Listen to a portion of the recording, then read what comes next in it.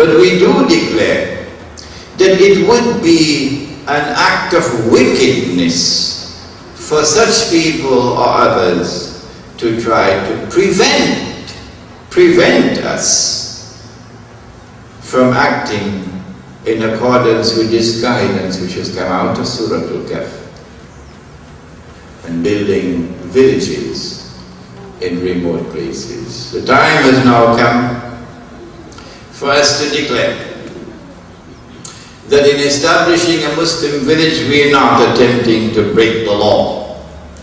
No. When we build a Muslim village we do not threaten anyone. No.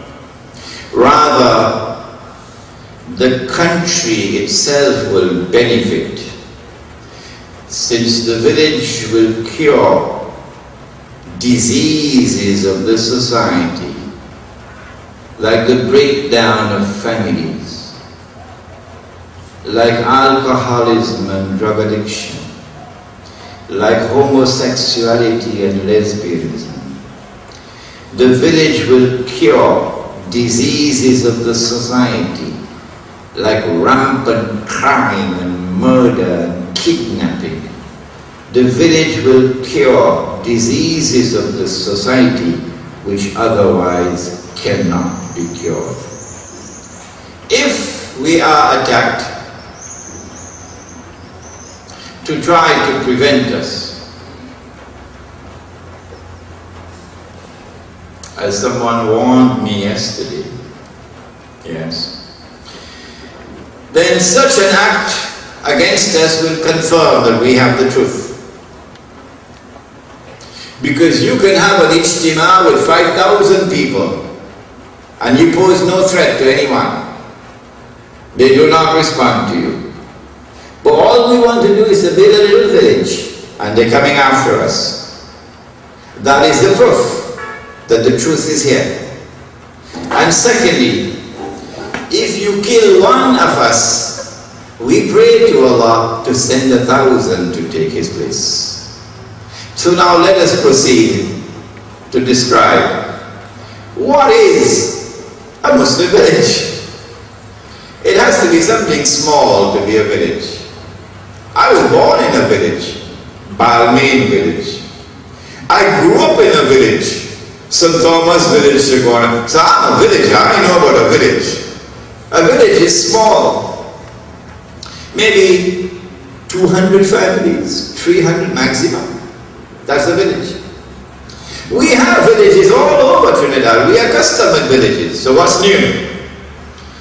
Secondly, a village is something outside of the city. In our case, the further outside the city, better. We have villages, remote villages in Trinidad. But this is a Muslim village. And so the majority of residents in the village would be Muslims. But make it plain and clear to everyone whom you speak to that non-Muslims are welcome in this village. Yes. On the condition that they are not hostile to Islam, because it's a Muslim village. And on the condition that they can conform with the norms of public conduct in the village. So you're not going to be with a bottle of beer in your hand walking down the street in this village. And you're not going to be half naked walking down the streets of this village. Not here. This is a village in which there would be a majority of Muslim residents, but non-Muslims would be welcome to live with us in the village in the way that they lived with us in the past. Muslims live with non-Muslims very, very friendly, cooperating. So it's nothing new, we're just trying to bring back what we had in the past. We live as good neighbors. In order, however, to preserve the Muslim character of the village, there must be a limit to the number of non-Muslims who would be allowed to live in the village. Let us have a brief description, because today's lecture is not going to spell out everything. of the physical layout of a Muslim village. And this is what we used to have 100 years ago. All Muslim residents in the village would live in homes located within walking distance of the village masjid. And there's only one masjid in the village, only one. We will not allow a second one. And so all residents of the village would walk to the masjid. You can't drive to the masjid because I have no parking lot around the masjid. Not at all. You gotta walk to the masjid and walk back home. And so all homes would be located around the masjid. Walking to and from the masjid is sunnah. It ought to be revived. The physical exercise of walking is something which is not only good for the health. I do a little bit of walking now in the morning myself. But according to the sunnah of the Prophet ﷺ, walking to the masjid and walking back brings barakah, blessing. I don't know whether you get blessing, you drive a Toyota Camry to the masjid. Now, do you notice, I mean those of you who are my age, when we were children, did you see anybody sitting on a chair in the masjid? No. We never saw that. But suddenly now, 50 years later, every masjid have to have a large number of chairs for people who can't go down and sit down. Why? It is the lifestyle that has come with the modern life, the modern world.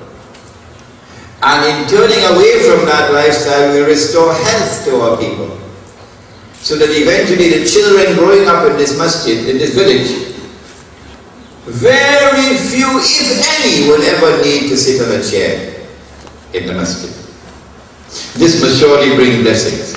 The interaction of Muslims as they walk to and from the masjid, the interaction of believers as they walk around the village, constantly walking, this interaction, this constant interaction of everyone will enhance village life. The flavor, mark my words, the flavor of life in the village will be enriched. The aroma of village life will increase. The splendor of village life will be something to be enjoyed, something far different from today where you even know who your neighbor is. You could spend a whole year living next door to your neighbor, you never talk to your neighbor yet. You don't know who your neighbor is. You even know your name. In the village, there will be electricity. There will be excitement because of Allah's creation.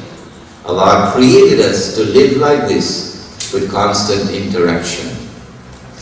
The houses of the Muslim village would be such that villagers would be advised to adhere to simplicity and austerity, which is a sunnah in the construction of houses.